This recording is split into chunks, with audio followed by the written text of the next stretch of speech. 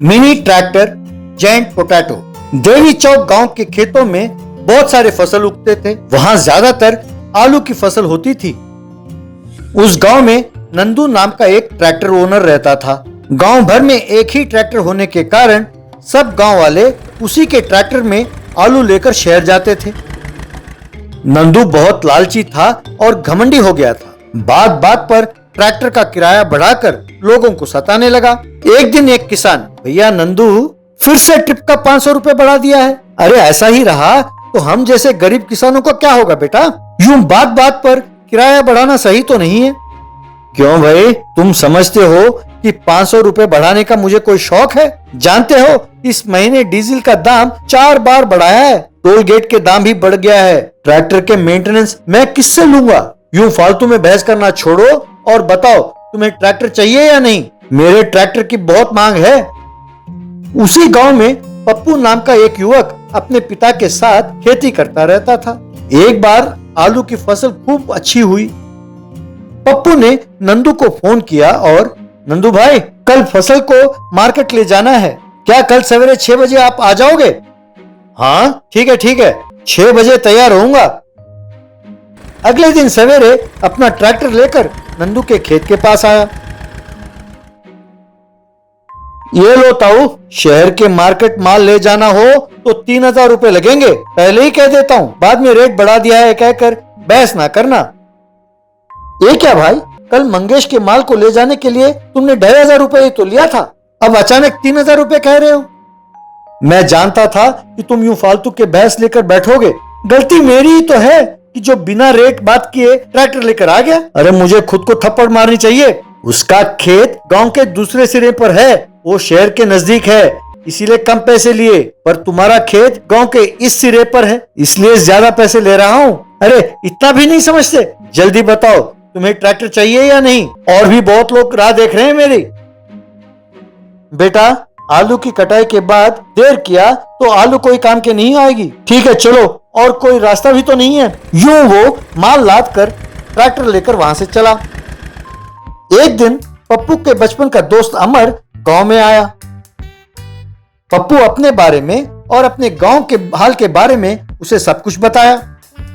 बाद में अमर सब किसानों को बुलाकर उनसे, मित्रों, उसका लालच बढ़ गया है, आप सबको मिलकर उसे सबक सिखाना होगा। मैं विदेशों को आलू एक्सपोर्ट करता रहता हूँ, उसी सिलसिले में आप सबसे बात करने के लिए आया हूँ। मैं विदेश से जो मैजिक हाइब्रिड आलू के बीज लाया हूँ, उन्हें आप बोएंगे तो बहुत बड़े बड़े आलू उगेंगे। मुझे भी वही चाहिए। विदेशों में उसकी काफी डिमांड है, उसका निर्यात करेंगे तो बहुत लाभ होगा। यदि आप सब वैसा ही करेंगे जैसा मैं कहता हूँ तो उसे सबक सिखा सकते हैं, कहकर अपनी योजना उन्हें समझाया।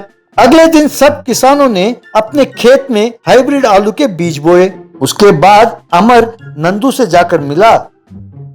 नंदू जी, मैं आलू एक्सपोर्टर हूँ, इस गांव में आलू खरीदने आया तो आपके बारे में जाना। लगता है ये गांव वाले आपके साथ अन्याय कर रहे हैं। आप ट्रिप के हिसाब से रेट ना रखकर आलू का दाम फिक्स करें। विदेशों में ट्रैक्टर ऐसे ही चलाते हैं, तब आपको बहुत लाभ होगा। इसी बात का आप अग्रीमेंट करके उनसे हस्ताक्षर लेना ना भूलें। ये बात सुनकर नंदू में लालच जागा। तुरंत नंदू ने गांव के लोगों को बुलाकर, हेलो माय डियर विलेजर्स, आज से मैं ट्रैक्टर ट्रिप के हिसाब से नहीं दूंगा, एक आलू का 1 रुपया। इस तरह जितने आलू चढ़ाओगे उतने आलू के पैसे देने होंगे। अग्रीमेंट भी करना होगा। जिनको मंजूर हो वो आकर अग्रीमेंट में हस्ताक्षर करें, मैं भी दस्तखत करूंगा। यूं लोगों ने आकर अग्रीमेंट में दस्तखत किया तो नंदू ने भी आकर दस्तखत किया। बाद में हर खेत में बड़े बड़े आलू उगे। पप्पू ने नंदू को फोन किया और कहा, माल तैयार है, तुरंत ट्रैक्टर लेकर आ जाओ। तब नंदू ट्रैक्टर लेकर खेत के पास आया। पप्पू ने क्रेन की मदद से एक आलू को ट्रक के ऊपर रखवाया। ये क्या है? ये तो अन्याय है। ये आलू इतना बड़ा है, मैं ये नहीं मानूंगा। क्यों, भूल गए कि अग्रीमेंट में क्या लिखा है? एक आलू का 1 रुपया लिखा है ना? तुमने भी दस्तखत किया है। आनाकानी की तो कोर्ट ले जाऊंगा। ये लो तुम्हारा 1 रुपया, कहकर उसे रुपया दिया। यूं वो ट्रैक्टर वहां से रवाना हुई। यूं गांव वाले उस ट्रैक्टर पर अपने आलू लाद कर वहां से ले जाने लगे। सब एक एक रुपया देने लगे। आखिर में हताश होकर नंदू ने गांव वालों को प्रणाम किया और भाइयों, मैं आपके आगे हाथ जोड़ता हूं, मैं अपनी गलती मानता हूं, मुझे माफ कीजिए, दोबारा किसी को मैं धोखा नहीं दूंगा, कहकर मिन्नतें करने लगा। क्यों रे, मौके का फायदा उठाकर हमें लूटते हो? सोचते हो कि हमें अकल नहीं है? कम से कम अब तो अपना सोच बदलो। अब से वजन के हिसाब से ईमानदारी से पैसे लो। तब से नंदू उन बड़े आलुओं को अपने ट्रैक्टर में ले जाते हुए ईमानदारी से पैसे कमाने लगा। Magical hand pump. बड़े चौड़ी नामक गांव में देवाशीष नाम का एक बहुत बड़ा धनवान था। उसके दो बेटे थे, रमेश और सुरेश। रमेश बहुत धोखेबाज था, लेकिन सुरेश बहुत भोला था। जब भी मौका मिला तो रमेश सुरेश को धोखा देता था। थोड़े समय बाद दोनों की शादी भी हो गई। रमेश की बीवी का नाम था अमला और सुरेश की बीवी का नाम था विमला। एक दिन देवाशीष, बच्चों प्लीज मेरे गुजरने के बाद तुम दोनों बिछड़ मत जाना, एक दूसरे के साथ ही रहना और जायदाद को कभी मत बांटना। ऐसे करोगे तो मेरे आत्मा को कभी शांति नहीं मिलेगी। थोड़े दिनों बाद देवाशीष गुजर जाता है। एक दिन रमेश, भाई सुरेश, हम अगर जायदाद को अपने अपने हिस्सों में बांट ले तो अच्छा होगा। अरे ये क्या भाई, पिताजी को ये बिल्कुल पसंद नहीं था, प्लीज ऐसे मत करो भाई, प्लीज। तुम्हारे दुख को मैं समझ सकता हूँ भाई, लेकिन बड़े लोग ऐसे ही बात करते हैं। वो सब सोचने लगोगे तो कैसे चलेगा? हम दोनों का अलग अलग परिवार है, आगे जाके समस्या ना हो, इसीलिए जायदाद को बांटने की बात कर रहा हूँ, बोलकर उसको समझाता है। बाद में घर पे रमेश की पत्नी अमला, लेकिन अब ये जायदाद को बांटने की जरूरत क्या है? अरे पगली, तुम्हें मेरी होशियारी समझ नहीं आ रही है। पिताजी के जायदाद के अच्छे अच्छे हिस्से मैं रख लूंगा और बेकार वाले हिस्से सुरेश को दे दूंगा।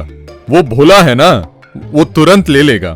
जैसे खेत को ही ले लो, उसको आधा आधा बांट तो दिया मैंने, लेकिन मेरे हिस्से में बढ़िया पंप, कुआं और पानी है। उसके हिस्से में तो हैंड पंप के अलावा कुछ नहीं है। कहकर हंसता है। उसके बाद सुरेश अपने खेत में हैंडपंप चलाता है, लेकिन जितना भी ट्राई करो उससे पानी नहीं निकलता है। इससे सुरेश बहुत उदास हो जाता है, लेकिन रमेश मोटर डालकर अपने खेत में पानी डाल देता है। बाद में घर पे सुरेश की बीवी विमला, आप अगर बुरा ना मानो तो मैं एक बात कहूँ, आपका भाई आपको धोखा दे रहा है।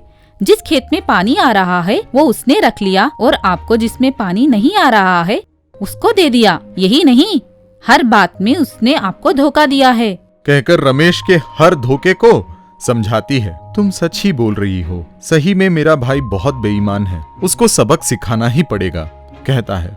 उसके बाद दोनों मिलकर एक उपाय सोचते हैं। अगले दिन विमला अमला से बोलती है, दीदी दीदी, मेरे पति ने आप लोगों को बहुत धोखा दिया है। सच नहीं बोलूंगी तो पाप लगेगा, इसीलिए बोल रही हूँ। हमारे खेत के हैंडपंप से सोने के सिक्के निकल रहे हैं। ये बात किसी को मत बताओ, कहकर मेरे पति ने मुझे डराया और धमकाया। मेरी बात पे भरोसा ना हो तो खुद आकर देख लीजिए। ये सुनकर अमला रमेश के पास जाती है और पूरी बात बताती है। रमेश चौंक जाता है। ये बात सुनकर दोनों खेत को छुपकर देखते रहते हैं। तब सुरेश हैंडपंप के पास जाकर उसके नीचे एक टोकरी को रख देता है। उसके वाटर पंप चलाते ही पाइप में से सोने के सिक्के बाहर आने लगते हैं। रमेश को पता नहीं था कि वो सब पाइप में पहले से भरे हुए नकली सिक्के थे और वो चौंक जाता है। बाद में रमेश सुरेश से, भाई मुझे तुम्हारे खेत को भी मेरे हिस्से में जोड़ने का मन कर रहा है, तुम मुझे बेच दोगे क्या? चाहिए तो मेरी पूरी जायदाद मैं तुम्हारे हवाले कर दूंगा। पिताजी ने रात को सपने में मुझसे यही बोला था, प्लीज उनके बातों को मत ठुकराओ, प्लीज। ये लो, पूरी जायदाद के पेपर्स मैं तुम्हारे हवाले कर रहा हूँ। पिताजी के बातों का थोड़ा भी महत्व है तो मुझे तुम्हारा खेत दे दो प्लीज, कहकर गिड़गिड़ाता है। सुरेश ने हाँ कहकर जायदाद के पेपर्स ले लिए। ठीक है भाई, उस खेत को तुम ही ले लो, ऑल द वेरी बेस्ट। बाद में रमेश और उसकी पत्नी ने हैंडपंप चलाया और ढेर सारे सोने के सिक्के टोकरियों में भर लिए। उसे एक गाड़ी में डालकर सोनार के पास लेके गए। वहां दुकान में रमेश, क्या सेठ, तुम्हें सोना बेचने आया हूँ, देखो कितना सारा है, तुम्हारी औकात है क्या ये सब खरीदने की? तुम्हें देख के तो लगता नहीं है। एक काम करो, तुम अपने दूसरे सोनार साथियों को भी बुला लो, सभी मिलकर सारा सोना खरीद लेना, रेट डिसाइड करके सभी को बेच दूंगा। चलो चलो, बुलाओ बुलाओ। वैसे बहुत सारे व्यापारी उस दुकान के पास आते हैं। एक सोनार एक सिक्के को पत्थर से घिस के उसे परखता है, तब पता चलता है कि पूरा सोना नकली है। तब रमेश को पकड़ के, क्या बे, नकली सोना बेचने की कोशिश करता है, उस पे बड़े बड़े बातें भी करता है और हमारा अपमान करता है, कहकर उसको पकड़ के खूब पीटते हैं।